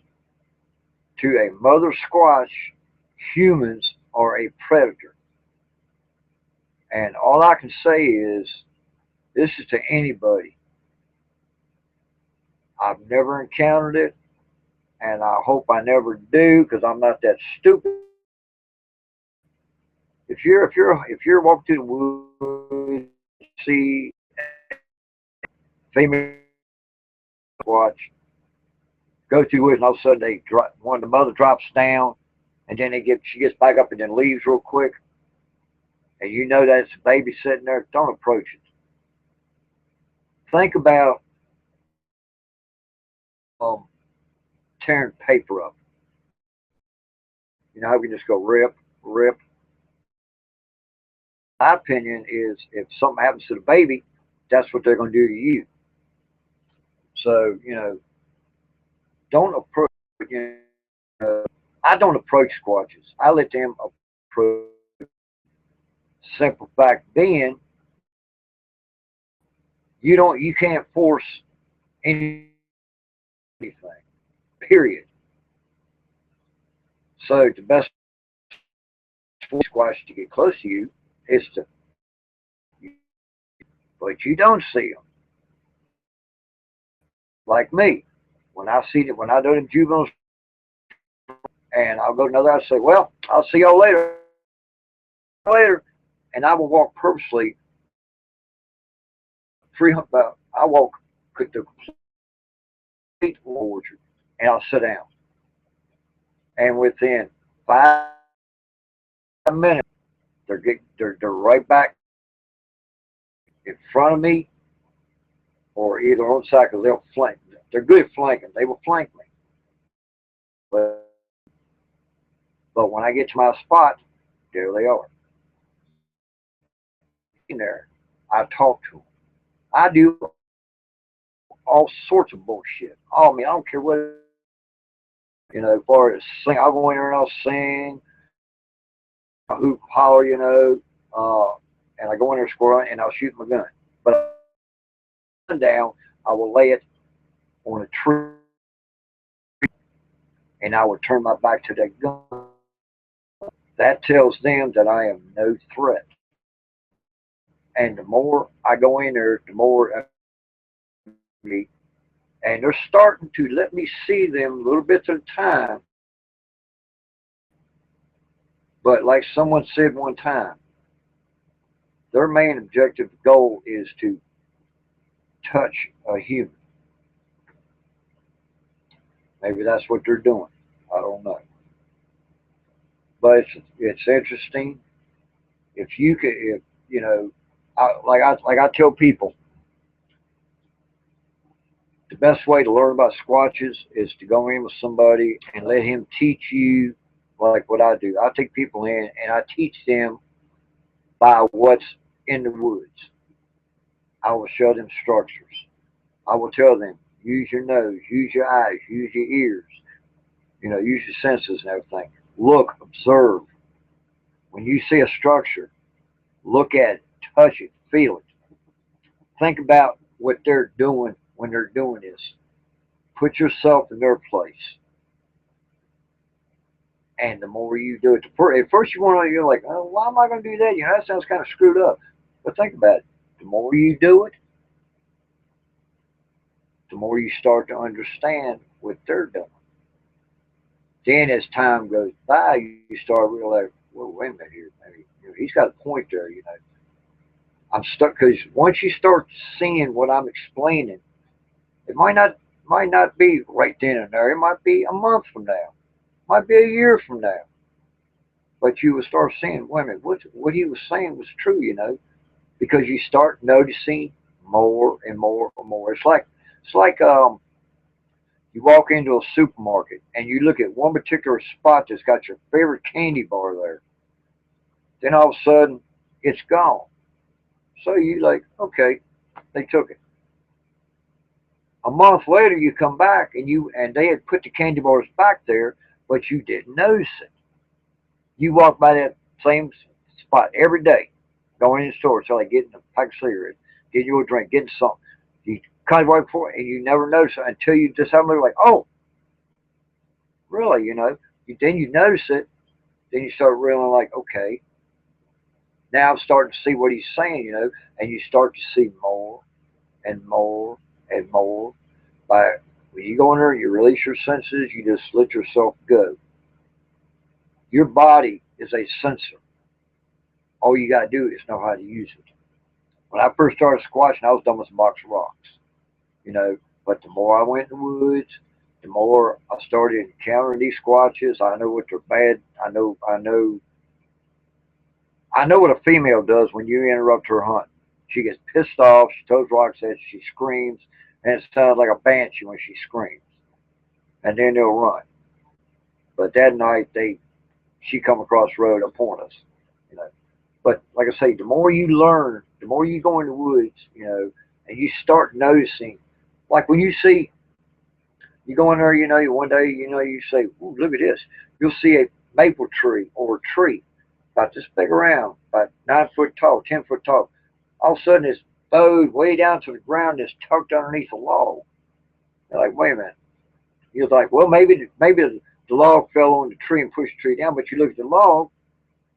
Log's been laying there for like 15 years, but it's underneath there, you know. And you will start to see structures that have. I've seen the letter A. I've seen the letter F. A good friend of mine says when you find a structure like that, look at the ground. You will find a miniature structure almost the same. Thinking about it, I went in areas, I've seen big teepees and I've seen little teepees. That tells me, well, you got the adults making the big ones and you got the little ones making little ones. Because what they're going to do is they're mimicking their parents.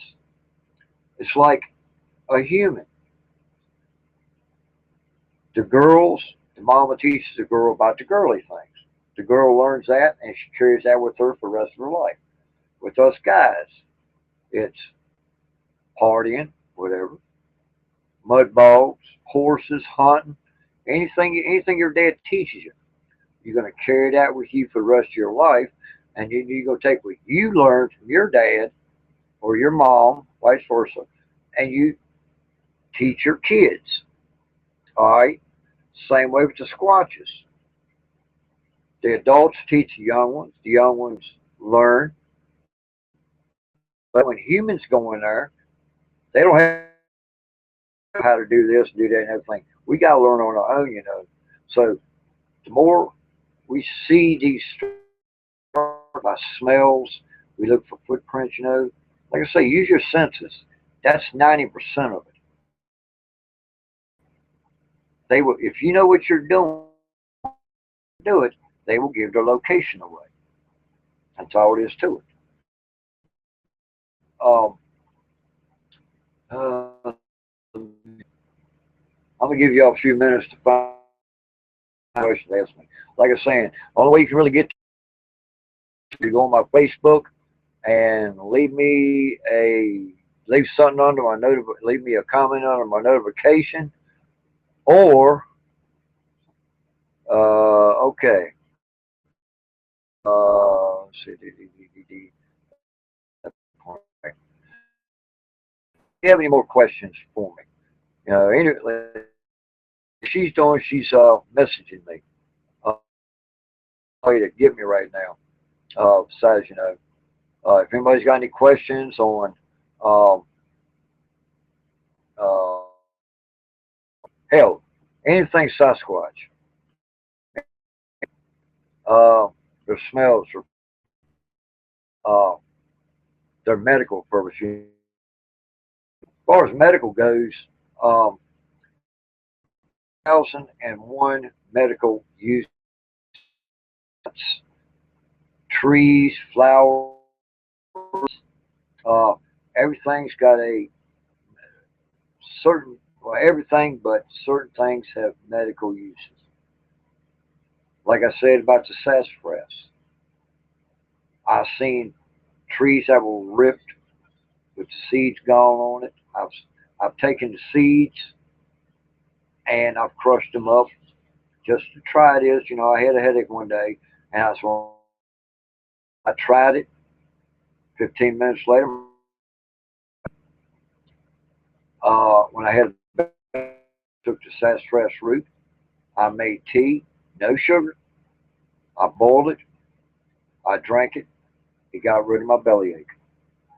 So, you know, that's pretty, you know, but there is everything medical in the woods Sasquatch knows about because they are trained by their parents. In other words, let's go back 10 million years, maybe longer, and every one of them is learning, is being taught through time. It's like your family tree. Go back, my family come from Ireland in the 1600s, and we learned to farm and we learned different things, you know, and it was passed down through the generations. That's the same way with the Squatches. Their main goal, in, when they're young, are born and they're raised up, their parents teach them one thing: watch a human, get near a human, but do not be seen by a human. And juveniles have a tendency to screw up once in a while. Adults, I've caught adults, they give themselves away. Juveniles always give themselves away. You just got to know what you're listening for. Main thing is, if you're like a city slicker and you go in the woods, you're like, man, I get a weird feeling. You know, you come out of the woods and you say, you ready to go back in there? No, man, something's in there following me. I ain't going back in there, man. Something's dangerous in there. They'll kill me. No, they're not going to hurt you. A Sasquatch will not hurt you. They are so freaking shy. They will run and hide from you. As far as cloaking, they are like any other bobcat, mountain lion, coyote, bird, deer, groundhog, quail, pheasant. They use their patterns to blend in with nature. It's like a leopard. A leopard could sit in a brush pile. And there's a show I watch called Big Cat Theories, and I've seen it 100 times with jaguars and with lions. A jaguar could sit right in the open in front of a brush pile, and you will never see it. But yet they are out in the open. That's the same way a squatch is.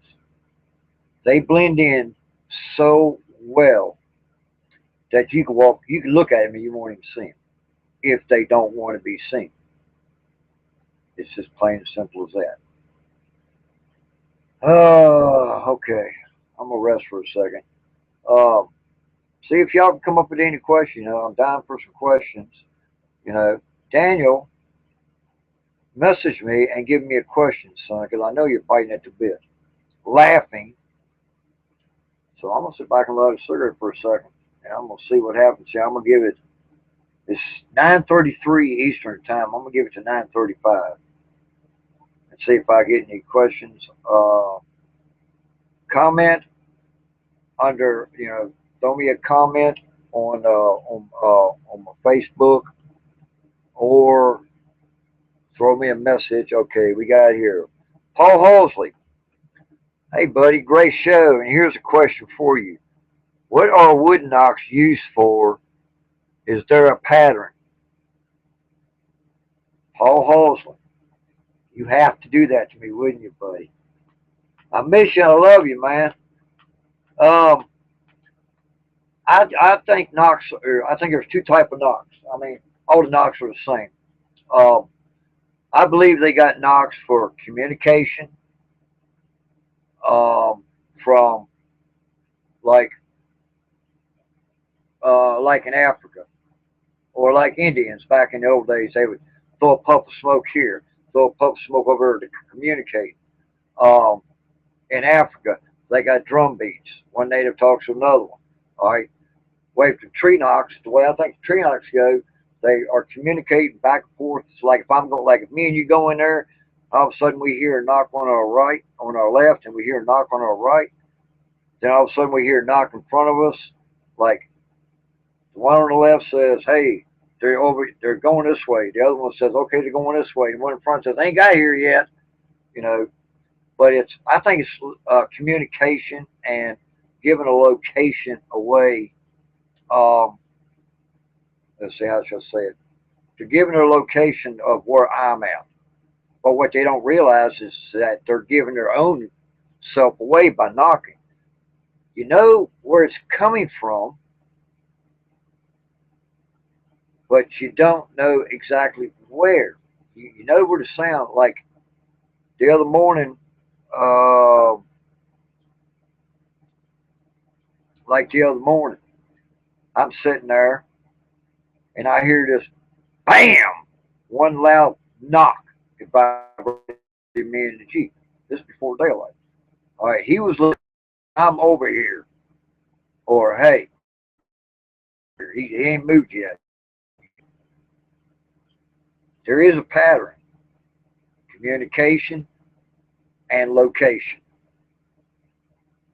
That's that's about the two as close as I can come because whenever I'm in the woods, if I'm in Bald Mountain, I get a tap on my left, tap on my right, and every 20, 30 yards, I'll get boom, boom, boom, boom, boom, boom, boom, boom, boom, boom, boom, boom. You know, they're letting each other know where I'm at. Or if I walk in and I don't hear nothing, all of a sudden I hear a knock way over to my right, then I hear a knock way over to my left. You know, they're like, hey, one of them right saying, hey, here he comes. One over on the left says, okay, I'm waiting on him. You know, that's about as close as I can get, Paul. Now, if you have something to teach me, brother, I'm all ears. Because everybody I've talked to, every researcher I've talked to, I learn from. Even though I listen to them, I mean, they can be talking to other people.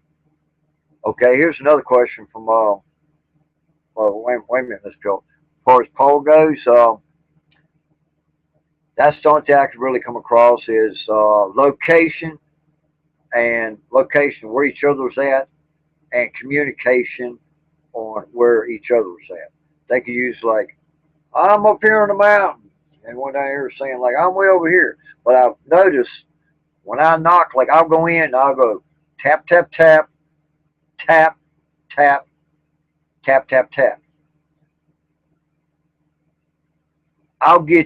Sometimes I'll get the exact same knock back. They're mimicking me. They're answering me. Why, I don't know. But I do know that they use the knocks for communication and for directionals, I guess. That's about as close as I can get it, Paul. If there's something you can teach me, please do.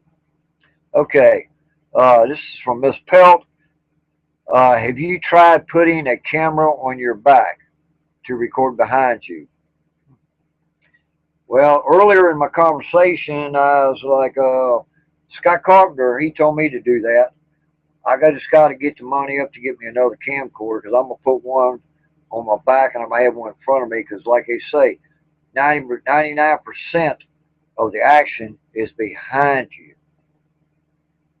Now, as far as the recorder goes, I always take my auto recorder out because I got a military jacket with Velcro on the sleeves and everything, you know. And I will take that. Wait a minute. Okay.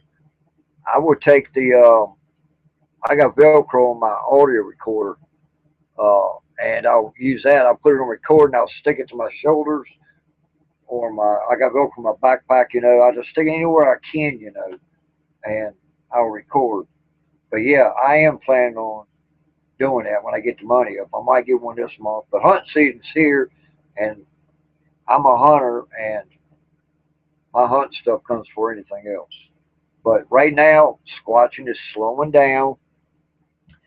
As cold weather gets here, hunting season, bow season, they're here. They don't really pay attention to bow because there ain't that many people in the woods. Black powder will be in. They're going to get skittish. They're going to start slowly moving away. And then when rifle season gets here, they're gone. And the big boy will hang around for a week or two, and then he'll leave. But in the spring, they'll come back. They'll go back to the place of their birth and give birth to their young, and their young will do the same thing they did. They'll leave. It's all like a big. It's like rotation. They always come back to where they were born at, and they're all in. What these juvies and young adults are learning now, when they migrate and they come back into the area, they're going to be teaching their young the exact same thing. So when spring gets here, I'll go to the birthing area and I'll keep going back. I'll stay in that area because I use them in grid. I got grids. I haven't used that word in over a year, but I got grids. I got grid one, grid two. Grid one is Mill Creek. Grid two is the Apple Orchard. Grid three is Kennedy Fields. Grid four is the playground. The picnic area. And so on like that. And I put them in blocks. Sharando, the upper lake, and the lower lake is in my research area because from by the crow flies, my area, well, let's see, put it this way, by the way the crow flies from my area to the top of the parkway, by the way a crow flies is a 5-minute flight. If I drive it, it takes me 10 minutes to get to the parkway. And I can ride up the parkway and I can turn into Bald Mountain, I can come down Bald Mountain. We got a camp up there that I haven't been to in a few years. The last time we was up there, I had 2 squatches that was over 8 foot tall follow me and the other guy. This is in the middle of the night. I told the guy, I said, look over to the right. He said, what about it? I said, you see 4 sets of eyes, right? He said, yeah. He said, they're bears. I said, no. I said, look at the eyes. They're fluorescent green. He said, yeah, that's a bear. No.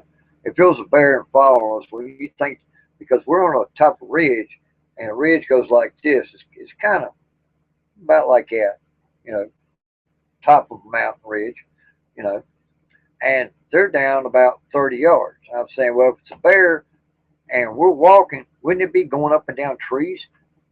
Yeah, matter of fact, yeah, that's true. They followed me. When we went down the ridge, went around this little, because we're on this like a little logging path, You get down, you start to go down the hill around a turn. They crossed the road, they crossed that trail, and laid down, squatted down behind some logs. So when we come back up, they were still on our right, but we're walking back toward the camp. And they would follow us to a point and stop. Now, I tried a trick one night. I took a cooler and I laid it down. I put my camera in the back of the Jeep, tried to hide it, had a little hole poked, the camera poked through. And I had a cooler sitting there, a big cooler. I put 2 cans of Dr. Pepper and a bag of potato chips. We went to bed. Got up next morning, walked over. I said, good, we got something on the camera. We pulled the card out, stuck it in a computer, a laptop. You know what we saw? We saw a stick about half as thick as this cigarette, and it was long because you could see it coming up, and it would slide the can back until it hit the ground. Then it would reach up there and slide the bag of potato chips off, and then slide the other can off. The whole time they're laying on their belly. So they know what a camera, even though I had it well hidden, they knew a camera was there. They could sense it. I cannot explain to you how they do it. The only man I know has got one. Now, Scott Carpenter, not Scott Carpenter, but Scott's got one licking a camera.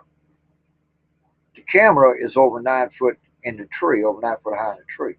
The squat shows up, he's got to drop down to lick that camera. Now, Scott said he had it inside of a, as he called it, a squatch-proof box. Had sharp edges, so Squatch had to lick the edges too. He said he wondered why he didn't cut his tongue and everything. I'm like, okay. But M.K. Davis, he's got a white Squatch running through the woods. He's got a black one that he cleared up to where you can see when he jumped, right when it turns to jump the fence, you can see the white pad on his foot. He's got the paddy film, you know.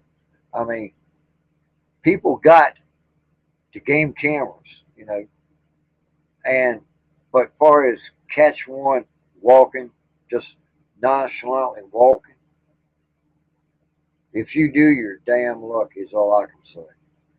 Because I can try it in my area. I can camouflage it. I can descend it to the best of my ability, and they will still find it. They will avoid it. If they can't, if they can get away with it, they will take and crawl on their belly to get something. It's weird. Scott Carpenter has got one video back when he first started. I think it was Scott Carpenter. Yeah, he's got a little one in front of the camera, looking up at the camera. And when he did the drawing to recreate that face, it looked like Moe from the Three Stooges. The way his hair was short. You could see the thick brow line, kind of had a mean look on his face. Looked like Moe from the Three Stooges, you know. But normally, the Squatchers will avoid a game camera. A hunting club in Texas. He went. I'm a member of the club. It's Texas Bow Hunting Society Club down there in Texas. And he said they got on this ranch, they got like a 2,000-acre ranch, and they got game cameras everywhere. He said, but on this particular camera, he says he caught something, but he don't know what he can't tell you what it is because they're under contract with that property and the production company, everything like that. But what you see is a brown squatch. He starts to walk toward by the camera, and he realizes there, and he turns, and you see half of him. You see his, I'll say about a quarter of his face and his right side. He turns and walks, goes back to where he came. You know, that's the only time that I can really say that they got caught. You know, but me personally, it's no use to use a game camera. I mean, to me, it's a waste of time. Yeah, you can leave $10,000 pieces of equipment out there. Useless as tits on a borehole. I've watched a bunch of shows that had researchers up in Canada. Okay, who's this? Paul Jose. Let's see. I'm asking questions, but you ain't answering. Okay, let me say, Paul, I see the question that you said about the use for the, wait a minute, see. Hey, buddy, great show, pattern, about wood knocks and everything. I answered that. But as far as the other questions go, the only one I'm seeing is on your messaging. It's the one you told me about. Here's a question for you. What are wood knocks used for, and what is their pattern? All right, I answered that to the best of my ability. You know, I said location and communication. That's the only thing I could think of. And as far as going to any other page, I don't know how to get to them. I don't know anything about how to do that. You know, like I say, I'm not computer savvy. You know, I'm doing the best I can. You know, that's why I tell people message me through my message or something like that. It's the only way I can get them.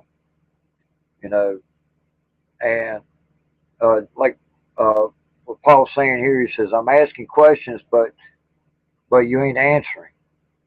Okay, the only question that I see you asked me was the one about the knocks. That's the only one I see because you messaged me that and everything. So that's the only question I see up there. If I knew how to get on the other pages, you know, with the full-time chat and everything, I'd love to, but I don't know how to get on there. I really don't. I'm dumb as a box of rocks when it comes to this. You know, I go on my YouTube. I get to the. Well, I'll show you what I'm talking about here. Hell, I just think myself. You know, I go down here. You know, and I can put you on YouTube, and I'll go to YouTube, but it just shows the show I'm doing. I can scroll down and there's nothing there. It's just everything that I put on it while I was writing down before I made the coming on live air. That's all I see. I don't know how to do anything else. So basically, I'm just winging it. You know, the only way I could really answer a question is if you message it to me like you did the first time. You know, I can't answer anything if I don't know what the question is, and I can't see it. By messaging me on Messenger, that's the only way I can get it. And like I said, the only question that I got from you is about the wood knocks. That's and it's not perfect, but I think I answered that pretty good. It's location. They use it for location and communication. That's the only two questions that I could. That's the only two things I know about. As far as your other questions go, I haven't seen it anymore. I'm sorry, man. You know, but you know, like I said, I'm not that good at. I mean, I can come on YouTube and I can do what I'm doing now. But as far as getting the other links, part to get like you can go into other links on YouTube to get where I could see everybody's question and I've been told about it, but until someone shows me how to do it, I can't do it. I'll admit that I cannot do it. So that's why I'm telling people go to my Facebook and message me. That's the only way that I can get a question across. I mean, read your questions and everything. I'm not being mean, but that's the only way I could do it. Like what you did, Paul. You messaged me on my message board on my YouTube. Okay, there we go. As far as Leo Pelt, I've tried. No, I'm going to do it.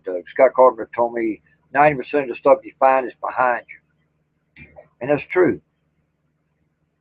Okay, that's cool, Paul. That's cool. Enjoy it. I know you're sitting there laughing at me because you know I'm done with some box rocks anyway.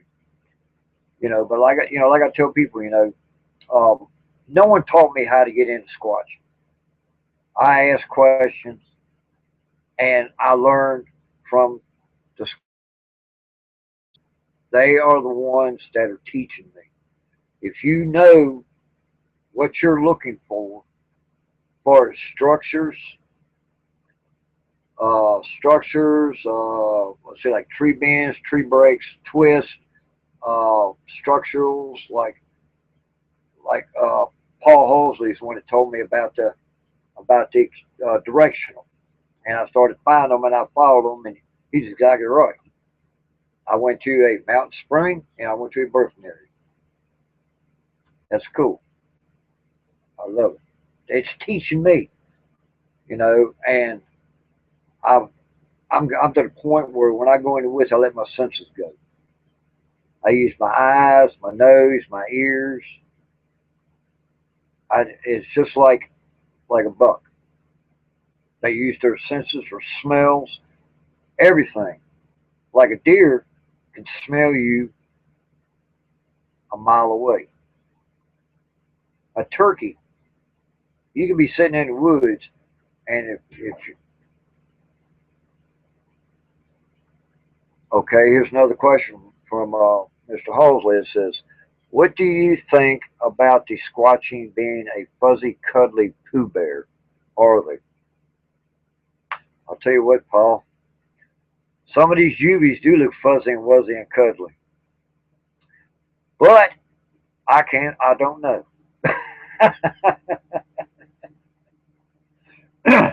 They're nice. I mean, I got black ones. I got cinnamon blonde ones. I got brown ones.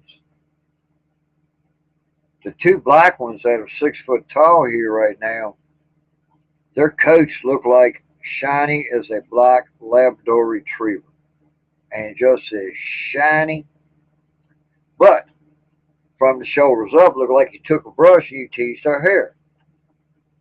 They look like poof, look like an afro, from the shoulders up, But that's cool.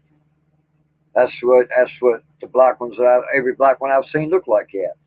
The juveniles, I got photographs of a adult standing watching me in the brush pile with a juvenile over top on his shoulders.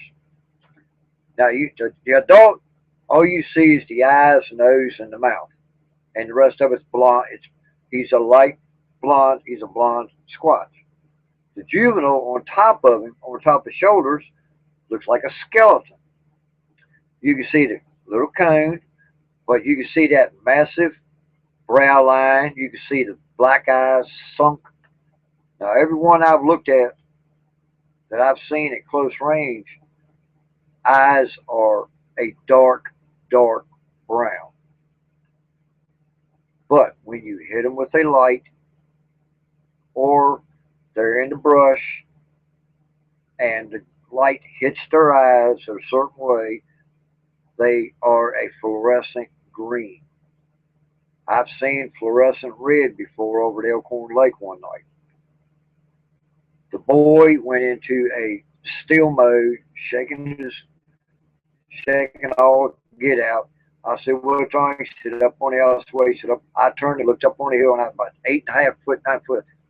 At the top of the ridge, standing over top of the ridge, was two big, massive eyeballs that it just looked at us and just walked away. You could hear him walking away. Do you think people realize how dangerous they are? I don't think people realize how dangerous a squatch is. Now, in Canada, I know they get aggressive. Now, as far as Todd Standing goes, maybe, maybe not. But when it comes to the baby juveniles, I think the mothers, yes, they are very aggressive. If you try to approach them, they will do one of two things. They'll either run or they will give you a warning. And if you ignore the warning, I believe they can do some serious damage to you. If they can take and smack a 300-pound hog and make it bounce off a tree 20 yards away, how dangerous can that be? That's why I tell people, don't approach them. It's stupid. Everybody asked me when I had him with his back to me, "Why don't you approach him?" I think it's a stump. No, I'm not approaching them. It's like a bear. If it's got cubs, even if it ain't got cubs, you do not walk up to a wild creature and say, "Hey, how you doing? I'm so-and-so." You'll get your ass ripped all to shreds. And being big as they are, I'm not chancing it. But I will go in and do what I normally do. If they want to approach me, that's what I want, and I'm not pressuring them. When you go in and you say, "Well, I'm going to chase one. If I see one, I'm going to chase him." Hell, you just chased him out of your area, man. You might as well just stick your thumb up your ass and walk out because you just screwed your area up. I don't do that. When I go in the woods, if I'm hunting, if I'm sitting down, I lay the gun at another tree. The gun is always pointing at the ground when I'm walking, unless I'm shooting at a squirrel. Yeah, don't approach a squatch. The more you acknowledge that they're there, but you don't acknowledge that they're there, like you see them, but in your mind you're like, "I see them, but I don't see them." That makes them more curious because they say, like, "Well, he knows we're here, but he's walking away." Why? So they're going to follow you because they're going to see what you were doing. A friend of mine told me she tried this trick. Sit down at a tree. If you know squash around, sit down at a tree and act like you're messing with something. you start hearing movement around the tree a little bit more. Keep on, look up, feel it like that. You know, you can go all the way around that tree, and they will get so aggravated, they'll grunt, they'll go like, ugh, or they'll knock on a tree, or they'll throw a rock at you. They want to see what you're doing. And if they being juveniles or an adult, it drives them nuts because they want to see what you're doing. That's why at nighttime when people are camping,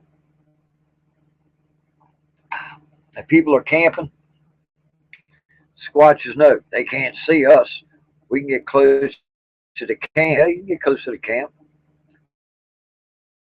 Daniel and his daughter, you know, and she 14 years old, not a squatcher, but she's gonna be a good lady this much. She spotted him out. She spotted a squatch time. Daniel looked right there. Daniel didn't. The kid's good. Knows what she's looking at. Because she's got a sound. Even though she's talking to concentration in that area to a point, and she's seen them eyeballs, and they were fluorescent, more or less. Because I've heard different things. I've seen some people they have red eyes. Okay, red eyes can mean that they're naturally mean. They want to hurt you, or you are in their damn well don't want you there.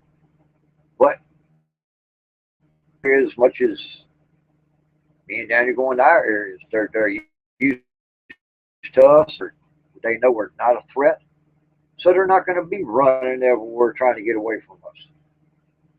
When I go in there, those squatches don't know what to expect from me. If one throws, now this is what I do. One throws one back, I'm saying, oh, by the way, you dropped this, and I throw a rock back. I do that a couple times. They get aggravated, or they like it, and it's a game to them. When I went into area where I videoed the group, the family group, when I first started going in, I walked by this one spot, and every day, I knock, which at the time I was like, well, damn, that woodpecker loves that tree. And I said, well, let me try this one day. So I looked out of there, same knock, same tree, or same area. So I come back in the next day, but I stopped halfway to it, and I said, well, let me try this. So I did 3 knocks, 1 knock, 1 knock, and then 3 knocks. And from the exact same spot that I've been hearing that knocking, come the exact knocks. Then that told me, okay, that was them juveniles letting everybody know that I was coming through there. Then it got to the point that I could hear them knock, then I could hear them move. So one day I had my camera, I knocked on a tree, and they knocked back, and I walked around the corner with my camera, and I heard a dove, or an imitation dove, that they screwed up at. And where the sound come from, I could see the back of their shoulders and their neck. I said, all right, I'm going to knock. So I knocked, and I kept my head looking toward them. They never moved. So I said, all right, I'm going to turn my back to you. I turned my back to them, and sure enough, they knocked. And they scooted off. Because when I heard them knock, I turned them around immediately, and I caught them bolt through the woods. It's pretty cool, though, But okay, I got exactly, I'm 5 minutes over my time limit, so I'm going to shorten this and say, um, I appreciate the questions that I got. If there was more, and y'all get pissed off because I didn't answer them, it's because I didn't know how to get to that particular link to answer your questions. The only thing I could say was go to my Facebook and message me under Fred Caney under my Facebook. That's the only way I know how to really get questions asked, answer questions. So I apologize for that. But anyway, as far as squatches goes, like I say, keep squatching. Remember, you want to learn, go with somebody who's a researcher. Watch him, listen to him, ask questions. Say, what's that over there? He'll say, oh, that's a structure. Well, tell me about that structure.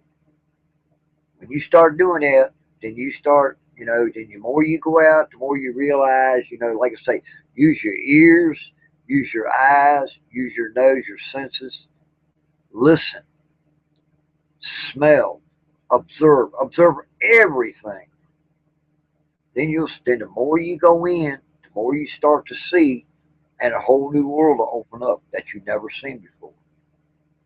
That's why I'm a better hunter today than I was back in 85, 86. Because you go in the woods, you got your typical just woods and that's it. You don't pay attention to nothing.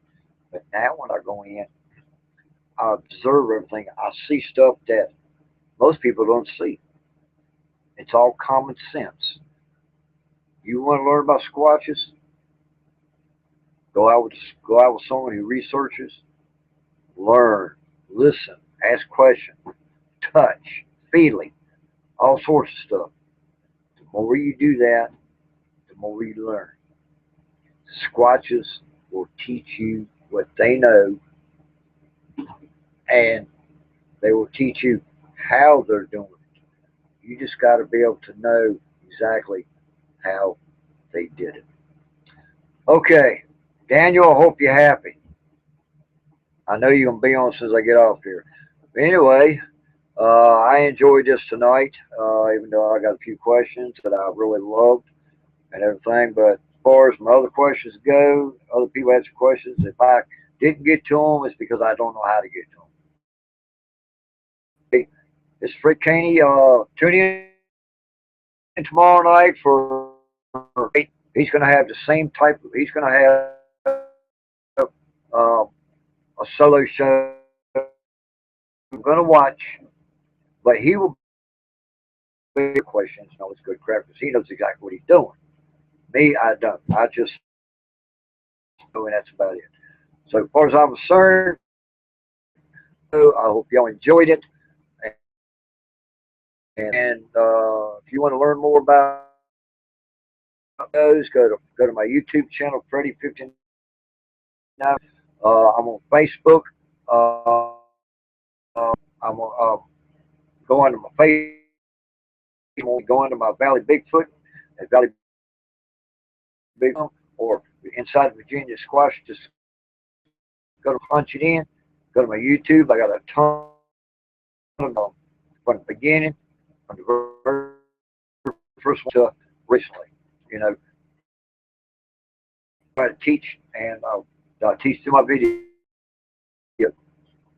Go to them. Anything, find out what you want to know. And starting November 8th, 8 p.m., I will have Tim from Florida on the Florida and how he researches and what his advice for squatches who want to get into squatches. And y'all have a good one and squatch on. And I'll